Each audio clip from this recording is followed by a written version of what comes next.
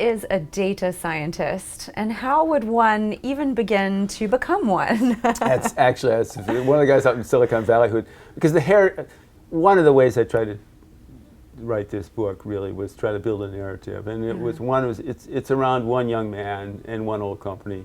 The young man is a guy named Jeff Hammerbacher. The old company happens to be IBM, mostly following their research projects in the real world. But Hammerbacher is one of the people who has kind of coined the phrase data scientist. But he shows the evolution of the technology, and he is the son of a GM auto worker and a nurse in Fort Wayne, Indiana. He then goes to Harvard as a math major.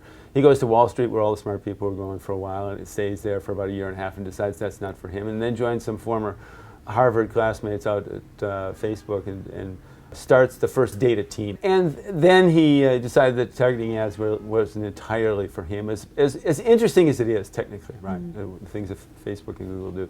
So he was one of the chief scientists and a founder of a startup company that makes these tools. And now he's at Mount Sinai Medical Center because he thinks it's the best use of his skills, healthcare medicine. But as one of his colleagues said, what we now lovingly call a data scientist is what we used to call a quant.